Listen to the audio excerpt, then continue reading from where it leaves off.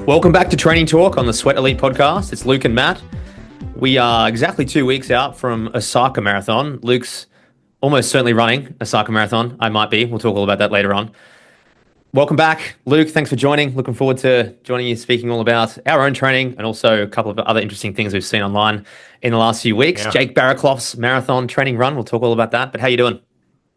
Good, man. Good. We're just post recovery, forced recovery, and had a bit of a wobble, which I'm sure we'll talk all about, especially over in the shareholders club part of the podcast. But yeah, I don't know, a lot going on, but trying to stay positive. It's probably the first time in the block where I've not been so positive, but yeah. Okay. So for people that We'll are maybe kick tuning on. in for the first time or didn't listen to last week's, what are you talking about? We're talking about that you and I have decided this past week that just went, that just happened, that we would do 4 days completely off, kind of forced recovery, based upon the idea of, a whole lot of pros, especially in the past, had these like 4 to 5 day forced recovery period in their instances because of, a bit of an injury, a bit of an illness, things like that. And then they would kick on, and in almost every instance we saw, run a PB or a great race or whatever. And so we were like, oh, there must be something to it. Let's experiment. Let's do it. And so we did. And had a couple runs, literally a couple runs since then. And I've just kind of felt like shit ever since. But I don't know if it's a bunch of other stuff going on, and it's just kind of bad timing that it seems to be happening right after the recovery, which I'm sure it is, but it's just catastrophizing, is the word, Yeah. right? But yeah. How about you? How are you feeling? You're feeling Yeah, I better? feel You're feeling good, fine. right? Yeah, Yeah. I feel completely fine. So I had the 4 days off completely. We're going to talk a little bit about a little diet experiment that I did during that time. And I'll be honest with you guys listening, I wasn't super sure how much I wanted to share about this because it's a bit controversial, potentially. But I'm going to talk about it. Luke convinced me, even though I really wanted to anyway. I guess I just putting it out there. I didn't want to do too many wild experiments for people to then copy. So let me be clear, everything I'm doing, I do not recommend doing it. Um, but I did use Ozempic last week, semaglutide, which is the big dog drug in the in sort of in the new pharma world around weight loss. And yeah, very interesting. I'm going to go into detail about that experience on the Shareholders Club, but I'll give a brief overview now, just for people that are interested. But I'll talk about it in very detail because it's been very interesting. I would say great experience. Probably would potentially do it again. And to be clear, this is completely legal, World Athletics rules. It's apparently been put forward to World Athletics to look at, and they've said, for now, no worries. It is not performance enhancing. It simply makes you not hungry. That's pretty much Yeah. the extent of it, which So is the not performance goal, enhancing. Yeah. the goal of your experiment was to shed a few pounds, right? We've talked about this a lot in terms of getting to the line, leaner, lighter, as fast as for you. And then what you've noticed, again, for your own body, not for anyone else, obviously, but for your own body, you've noticed a very, very direct correlation in terms of lighter means faster more often than not for you on the marathon line. Is that right? That's exactly correct. Right. Yeah. And so this is an experiment to try and help in the recovery period, the forced recovery period that I just talked about, to see, experiment with it, get lighter, and then kick on again. Yeah. And I actually really looked forward to the challenge that was overcoming all the potential hurdles in the way here. And that is poor fueling, fasting too much. Because let me tell you straight up, if you take Ozempic, you can easily fast for 3, 4 days in a row with no Mm. problem. That's how powerful Yeah. it was for me. Now, I didn't do that. I kept my calories relatively low every day. But the amount I took, which was 0.25 of a milligram, which is the standard lowest dose, was even way too high for me. I concluded after the first probably 12 hours because I had pretty rough nausea for the first 2 days. And then I came good after that. I was actually completely fine since then. And the nausea Yeah. was also very on and off. Like I would say even 90% of the day I felt pretty much fine. I felt like 95%, maybe a little bit, yeah, not 100%. But then sort of every few hours I would just sort of feel pretty sick, like to the point where I was going to vomit. But that lasted pretty much exactly 48 hours. Not really through the evenings. I've slept okay, but then after that, all good. And then since then, and even up until today, it's been almost exactly 7 days now, almost to the hour. And on the last 5 days, it's been pretty much the same every day. I could easily probably go the whole day without eating anything, but because I know I need to eat stuff and fuel for the workouts that I'm doing, I am essentially, it's probably a strong word to say force feeding myself, but I'm carefully planning what I eat to make sure I'm not going to overdo this. So, because you could easily make big errors with this. Yeah. Yeah, And interesting. so, I have so many yeah, questions, but I feel like we'll save it. We'll save it for the shareholders club section. yeah, for sure. And I think, we were going back and forth the other day and you were like, do you think you'll do it again? And I'm like, not super sure. And then I just realized it's really just one thing. It's outsourced discipline. Yeah, of course. It's just because I find it hard, and I did find it a little bit tricky in the summer at times, not always, to not necessarily train and go low calorie or low carb, but to also work as well. I found my mental side when I was hungry, I just couldn't work very well, and it was just yeah. But this kind of nips that in Oh the bud man. immediately. Yeah. Yeah. Yeah, I'm the exact same. I'm the exact same. Like these depositions that I do, like, last time I couldn't get on. Remember the following set of deposition, like a lot of times I'll find myself like I won't eat, and those depositions will last 6, 7 hours and I'll eat like a protein bar at most throughout the whole time.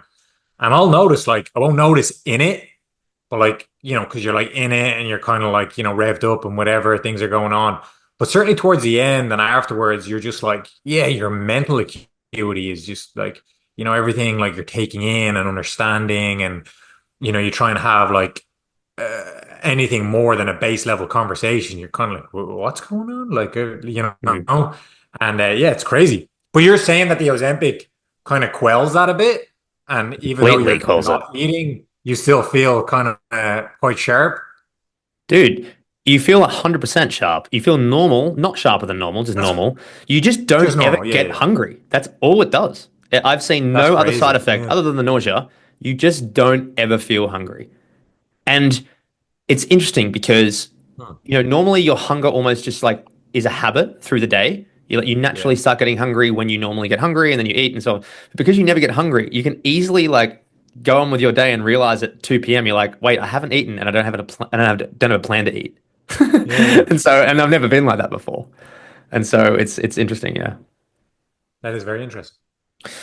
So fate will, who knows how this will pan out. I think I've been able to control everything very well up until this point and managed to do a long run today that was pretty good. But we'll talk more about that on the Shareholders Club if you're interested in learning more. But yeah, man. So, you mentioned that you're not feeling brilliant after those 4 easy days. What have you got sort of as a high level view? What have you got planned in the next 2 weeks as you lead into Osaka? And we'll talk obviously in greater detail over in the other pod. Yeah, yeah. Yeah, in greater detail for sure, but just kind of like an overview of there's just a lot going on in terms of, I talked to a friend about it just before I got on, and they were saying to me that like that I need to remember before I did this 4 day rest period, like the weather was like near perfect for like every workout, bar the very last one, right? Um, and then I come back and it's just like it's gone straight from winter to summer here in Houston.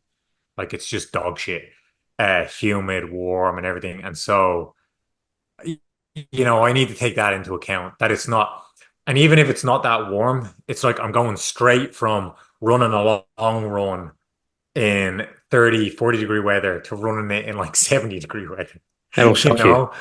And yeah, I'm sure that's going on. That's playing a part. I wasn't sleeping great during the time off.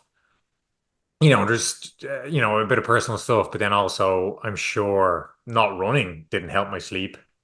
My body's just like probably has all this new energy and it's like, what the hell? Why aren't you running? Like, and so that didn't help things. Um, the sickness thing, I think I told you I got sick right before it. Sure, that's not helping. And just it's kind of like, yeah, this perfect shit storm, Yeah. unfortunately. And yeah, no, having a bit of a wobble. Like the training's been like near perfect, so I haven't had to really face any, or too much kind of like adversity or whatever term you want to use.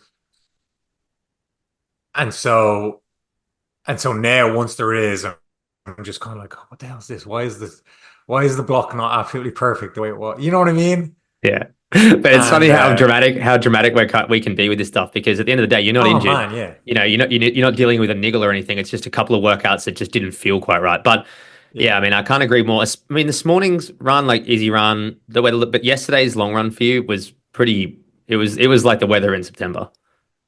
Yeah, it was bad. Yeah, it was bad. Yeah. And I Yeah. freaked out, and I didn't even feel bonky towards the end or anything. Like, so there was none of that actually going on. I was just like, I just wasn't feeling good because it was warm. And I was, oh, I should be feeling way better, And it's like, Yeah, yeah. but whatever. But yeah, so we're officially 2 weeks to the day. Probably less actually, because we travel. They're Yeah, they're ahead, ahead of right? time. 15 Yeah. hours. Yeah, yeah, yeah. So it's actually less technically speaking. Um, but yeah, so 2 weeks to the day. Um, per the calendar. And then, so tomorrow I'm going to do a bit of it's kind of it's still quite meaty. I'm going to do like 2 sets of 2 mile, 1 mile, 800, 400. Um, and that'll be the last like actually big one. It's still quite big, but it's like, I've done this before around this time, like 2 weeks out, and I like it. So I'll do that. I'll probably do my last like long run. It won't even be that long. I'll probably do it on Friday Hmm. instead of because the weather looks pretty good on Friday and not so much on the weekend.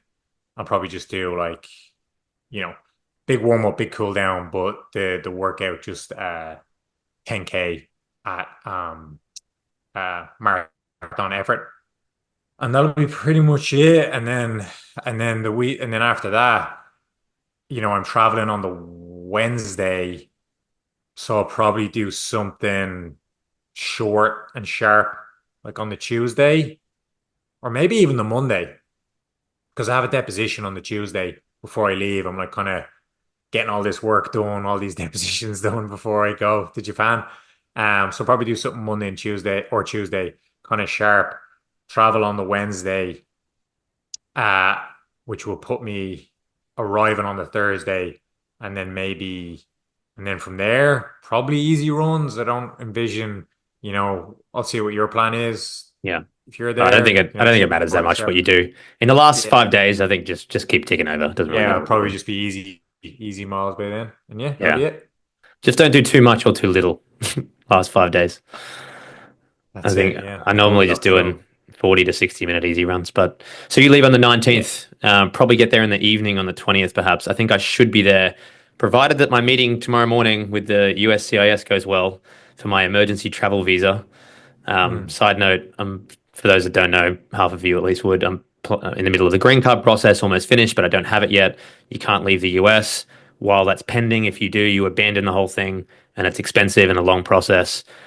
Not to mention that if you come back in and abandon it, they question you and probably don't let you back in. But I've got a meeting tomorrow about an emergency travel visa because this is quote unquote critical to my work, and it is critical that I race the Osaka Marathon. It is Which very is important. obviously. Yeah. Yeah. Put those air quotes away. It is. Okay. Okay. It is. So yeah. So I think I'm going to get there, provided that goes through on the 17th or 18th. So yeah, it'd be good to catch you immediately on arrival if that happens, and then maybe hit an onsen. Oh man.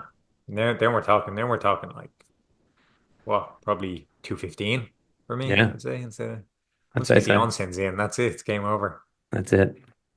Yeah. What Well, did? speaking of Japan, Yeah. we should speak about your mate Jake Barraclough ran to Japan. Think How about good? talk about his runs in Japan. Love him or hate him? I feel like there'd be very few people listening to this who would hate him. He's a pretty likable dude. Jake Yeah. Barraclough, if you don't know him, he is. ran to Japan on YouTube and on Instagram and on Strava.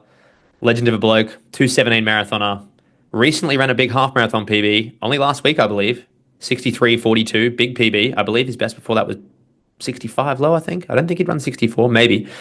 But he's come out 2 days ago now on Saturday, February the 8th, 3 weeks Yep. before Tokyo Marathon, and runs a training run marathon in 2:16:42. But let me just correct that. He didn't only run a marathon, he did a 5K warm up and a 4K cool down.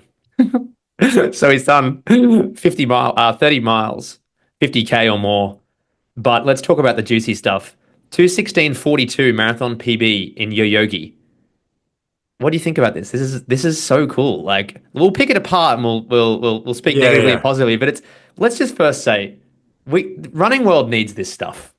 Like we need it. It's so funny. Yeah, it's cool. And so, oh man, there's so much to pick apart. We will. Bet you, you bet you we will.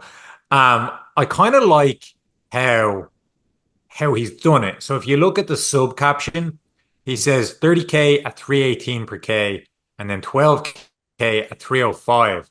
And so it's like I almost think to myself, this is probably sounds stupid. In my head, it didn't sound stupid. But I'm gonna say it anyway. Like, No editing of this imagine, podcast. yeah, imagine attacking an actual A race like that, where you're like, Yeah. 25K is at, 315 per K. And then after that, then I'm going to tick, and be really specific and really strict, like as strict as you would be in a workout the way he did. And like, would it shake out like this? Would it, do you know what I mean? Mm. And because he's been so strict, like I'm looking at the splits here. What is it? 30K at 318. And it's like, I've got some answers for that question when you're ready. yeah, go on, you go ahead. You go Yeah. ahead. So Jake must be wondering now if maybe he should approach a marathon like this. I would guess. Maybe not. Maybe But not. Yeah. to answer your question, would it shake out like that on race day? Look, there's no answer to that. Potentially yes, potentially no. But I will say, looking at it looks like he wasn't paced. I thought I saw a video where he was behind someone, but I was about to say if he did, there's a short video on here, but I'm not super sure if that's it looks like it is during the run. Look, if he did this on his own, that is wild. I thought I saw some videos, at least on Instagram, where he was running behind people. And my answer was going to be if he did run behind people the whole way, I'm not taking anything away from the result. I'm just saying that that usually doesn't pan out in a marathon. That's all I'm saying. So I'm not actually saying discrediting the result. I'm simply I hear what you're saying saying. Yeah. when you get paced from start to finish in any race, especially I feel like 10K upwards, you're going to have a benefit of some X percent. And smart in training for sure, but what I'm trying to say is when you get to the I line, know. I've never had Yeah. that personally, and I It's don't not going think to you've probably happen ever had that. unless Yeah. you're a pro. Yeah, yeah. Yeah. Unless you're a pro, you're in a pack with like an Olympic qualifying time and a pacer. I've never run a race where I'm with someone the whole way. Like I don't even know if I've run a race with even half of them with someone. A marathon that is, maybe one or two. But yeah, so but anyway, it looks like he didn't do that necessarily. But yeah, anyway, that's what I was going to say about that. I think potentially yes, Mm. potentially no, but I'd love to know if he's wondering about negative splitting Tokyo after this. Right, right, right. Yeah, because I'm looking at his laps here and he's just like, yeah, he's very spot on, 317, 320, 319, and I'm not going to go through all of them, but like, yeah, they're not really getting any faster. There's one at 315 and he goes right back to 317s and then yeah, as soon as he hits 30K, boom, 309, 305, 302, and then he just kicks on, And man, that's crazy impressive. And look, um you look at it again at his sub caption where I'm after going away. I'm so sorry. Here it is. Yeah. So again, you look at his sub caption, and his sub caption says, don't want to get too greedy, but I can't quite believe how controlled this felt and how fresh I feel now. Madness, right? And so I know you're going to say a lot of things in terms of like, oh, has he cooked it? Has he overcooked it and stuff like that?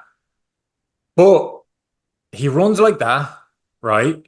And he kicks on so well in the last 10K, you know, like his last K was his last K like his fastest K. I think it was one of his fastest K. Like he just kicks on like not a bother. 302, yeah, Says, equal fastest K. yeah, right? That's what I thought. So that's as fast as K. He types this, and I've followed him for a little bit, not that long, and I don't know. I get the impression that he wouldn't just put that there Nah, he just for the wouldn't put that sake there. of looking cool on Strava. I'd be like, oh, it feels so fresh. He doesn't come across as that kind of guy. No, no, he's not that So, sort of guy. so I think he's dead honest with what he's writing, and then he does a cool down. You Yeah, no, know, that's a who, good sign. Yeah. who does a cool down after a marathon? He does a cool down, and then he gets back out there February 8th. Is it the next day? Yeah, the next day he gets back out there and runs 11 miles. And not a bother to him. And so I don't know, man. Like that looks from everything I'm reading, and I believe him, and the splits and everything, and then we look at, and this could be another segue, but you can stop me in my tracks if you don't want to go there yet. But and you take that and then into consideration his what was the half marathon time? I keep messing it up. 63:42, I think. 63:42 that he just ran. Yeah, that was just Going, last week too. yeah, like I can't imagine why he wouldn't be running certainly sub 2:15, if not even closer to 2:13, maybe 2:12. Yeah. Look, the only thing that I was skeptical about in this run, well, firstly, I have to call out one. We've spoken very positively about that. Jake might be listening. This is going to sound like a knob thing to say, but I'll say it. The second part of his caption was, "Don't want to get too greedy, but I can't quite believe how controlled that felt. Madness." Well, that's back-to-back half marathon Ps and then a marathon one on top of it. Hang on, you can't claim a GPS time, especially when it's on loops, because I'll never forget running in Battersea Park, doing loads of workouts there in London. 2 oh, I don't remember how long the loop was, but it was Oh bigger than yeah, this. yeah, yeah, And I was doing all these workouts. I was running very fast, splitting fast times. Then I paced a friend, Jack Durgis, maybe listening, in a 10K race. He tried to break 40 minutes. The 10K official, they obviously measured it properly with the wheel. My GPS showed 10.31, 3% longer, which basically means the the GPS doesn't GPS work is and it's off. Yeah, 3% fast. Now, this loop is actually smaller than Battersea Park. So let's face it, there is a possibility here. And I hope, I mean, I could be wrong with this, but there's a possibility this is 3% off. And if it's 3% off, it's actually like 221 or 222. yeah. But with that said, by the way, it may also be accurate. They may have measured it. He may have actually measured it to the T. I'm not sure. Um, but he did stop the watch at 42 point, yeah, at exactly the marathon. But where was I going with that? Oh yeah, Just I was that just the just to GPS say, is yeah, off. The yeah, yeah, loop is. I think he knows all that though, because in the yeah, caption, not the sub caption, he has PB in asterisks. yeah. That's true. Look, Right, and then we're and picking then apart his captions. That's not we yeah, won't and do then he that. has an LOL emoji. I think he knows Yeah, yeah, yeah. it's and I think that's something that he knows and he's okay with because it's a train and run, and he's Yeah. like, okay, 26.2 miles, 42, whatever. I'm going to stop it. Is the GPS off a little bit? Yeah, maybe. But I Mm. absolutely smashed it. It's a train Yeah. run. I feel great. And I just ran sub 63 and a half Mm. or whatever. Mm. Um, and he's feeling good. You know what I mean? And Oh so, yeah, 100%. Yeah, yeah, and yeah. even if it is off to the degree that you're talking about, and it actually is like a 218 or a 219 or whatever, Still that's great. It's still still awesome. monstrous. Yeah, it's still monstrous. Monstrous. Yeah, Yeah, and doing it so close to those halves and everything. yeah, And it would still probably indicate that he's in that sub 215 yeah, shape, I yeah, think. for sure. Yeah. Yeah, I mean, look, Especially what all the VDOT calculators say, which everyone yeah. loves.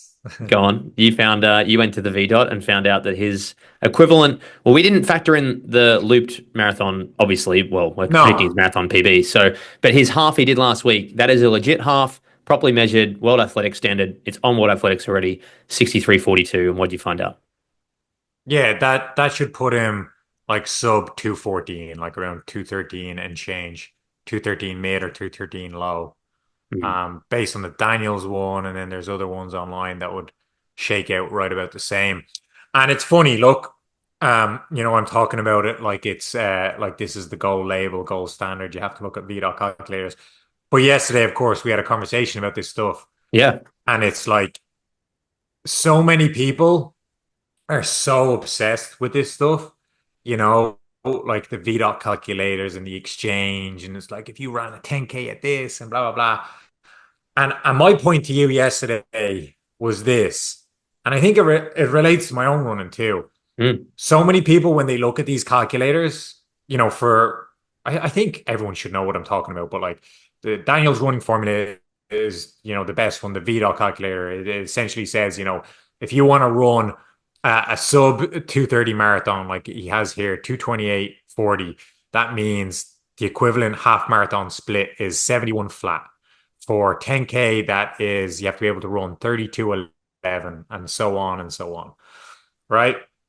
And so many people know about this in running and they get so obsessed about the numbers and they think like in training, they're like, oh, they do a 10K tune up and they ran 33 and change. And they're like, that's it. There's no way. I can't run sub 230. That 33 and change that calculates to like 232. Like that's it. I'm destined to run 232. And it's like too often they look at this stuff and they not only become kind of slaves to it, but it's like they put the cart before the horse and they get it backwards, Yep. right? And what I mean by that is these calculators are a good indicator in the sense that if you do it the right way, the opposite way, meaning like if you gear up for a 5K, right? And let's stick again with that 228.40 number, right? On the Daniels calculator, which says 71 flat for the half, right?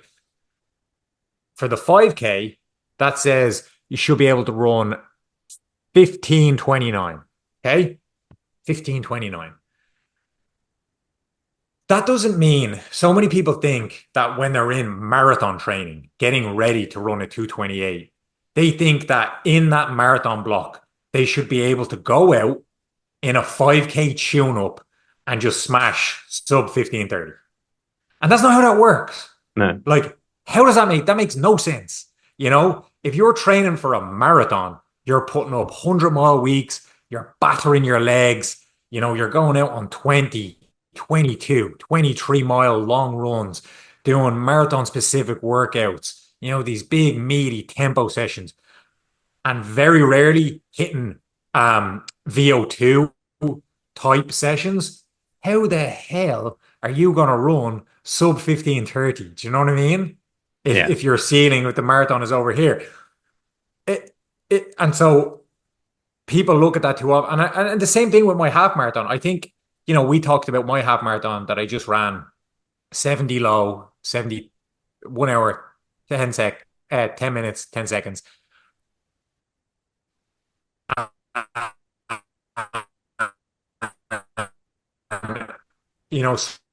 On pace is like what was it, 5:23 or 5:22 a mile. Like, how does that make sense if you just ran a half marathon 70 low and it's just like 2 or 3 seconds off? And I didn't really reply. It was like just listen to the podcast and I explained it all, whatever.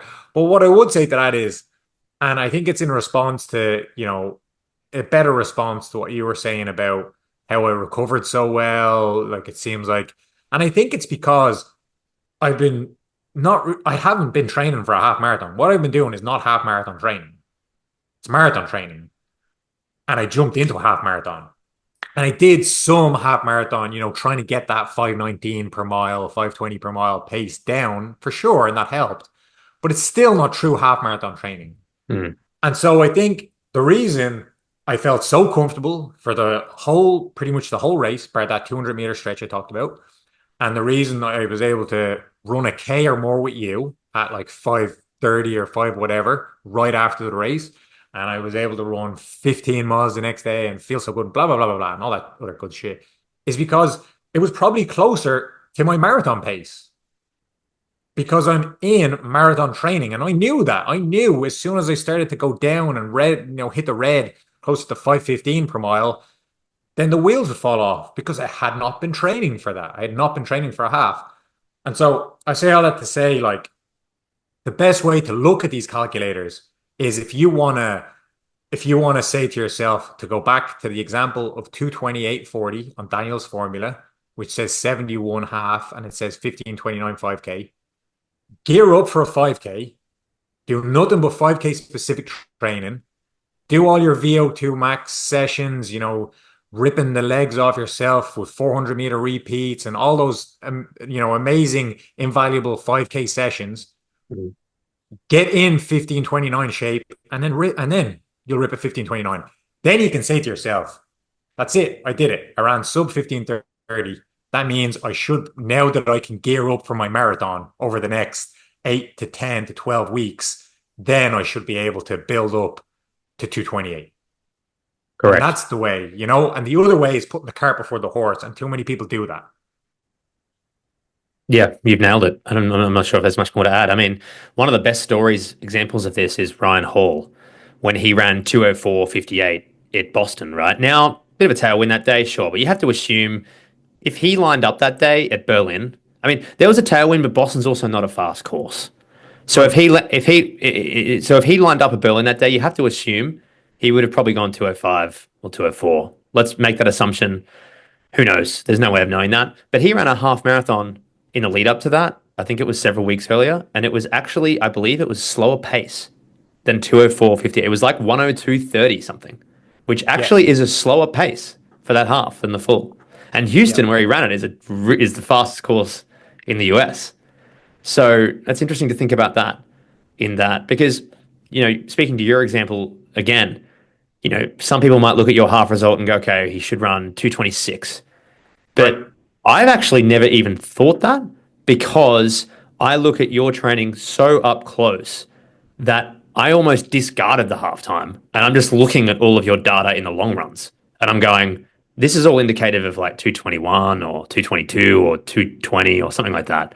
Now whether you run that or not, like who knows, let's see. But like because I've got a different view of you than people on the outside that might just be looking every now and then, it's interesting to see that assumption because if I said to someone that was only looking at that VDOT calculator, that was really big into those VDOT calculators and was making the same horse cart wrong move that you're talking about, if I said to them, I think Luke could actually run 2:19, they'd probably go, you're crazy. He just ran Right. 70. How does that make sense?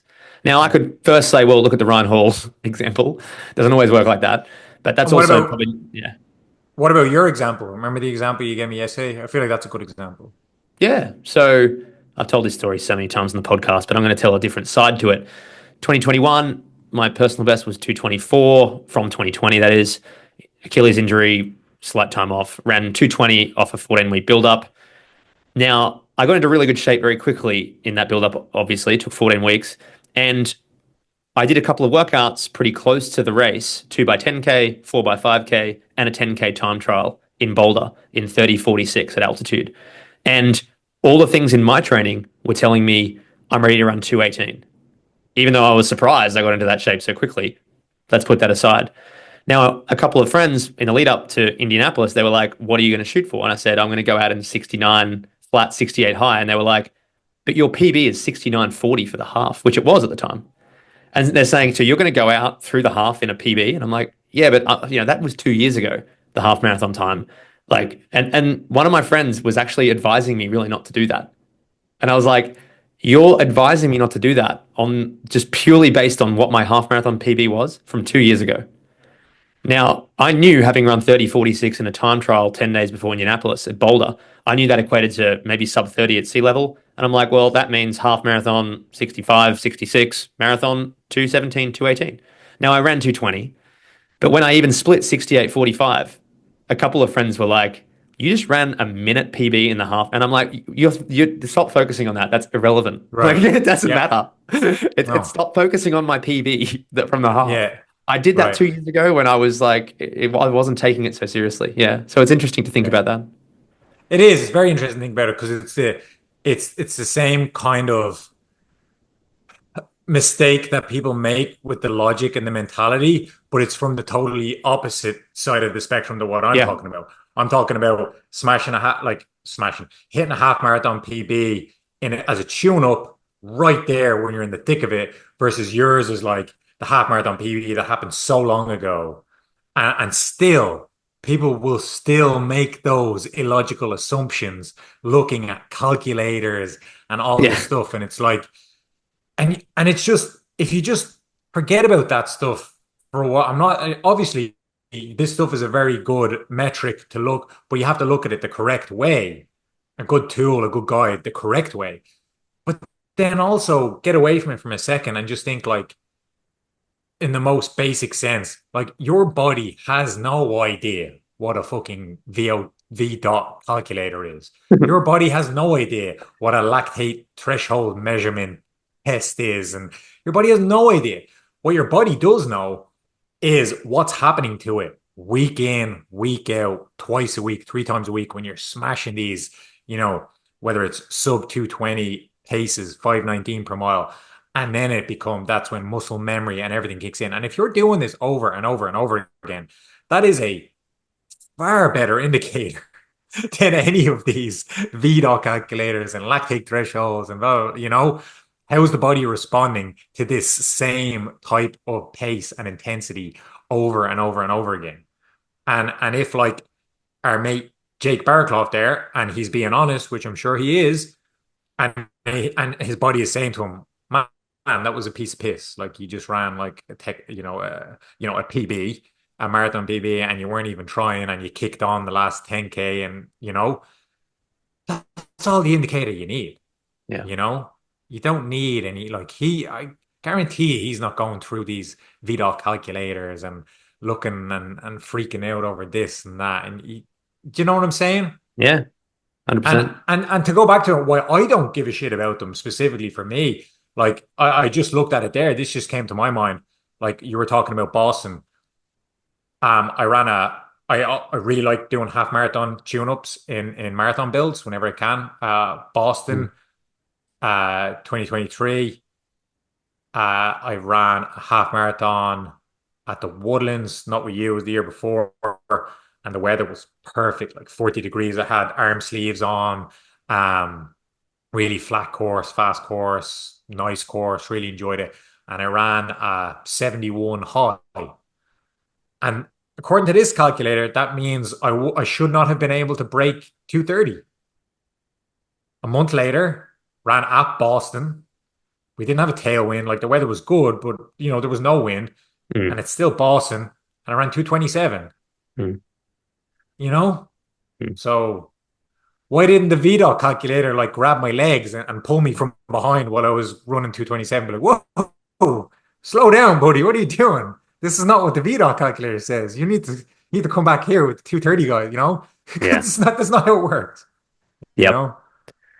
Yes, I feel like we could continue this. I could take tangents into this conversation and string it out for hours because at the end of the day, what I find fascinating here is that I'm a unique person here because I started running before GPS watches. And back then, we just had I talk about it like I'm just this big group of people. Like people had to figure out how to race without knowing their pace or heart Right, rate right, or right. anything. Yeah, And yeah, so, and ironically, I don't think people have gotten faster really across the board. Yeah, okay, like running boom, lots more people, blah blah.